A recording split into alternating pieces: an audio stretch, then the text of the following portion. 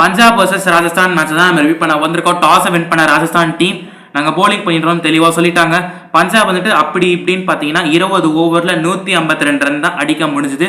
Highest ஸ்கோர்னு பார்த்தீங்கன்னா Ashutosh Sharma 31 run அடிச்சு கொடுத்துருக்காரு. அசுதோஷ் சர்மா இம்பாக்ட் பிளேயராக வந்துட்டு இங்கே ரன் ஸ்கோர் பண்ணுறது வந்துட்டு பஞ்சாப்க்கு ஒரு பாசிட்டிவாக இருக்குன்னு நான் சொல்லி ஆகணும்.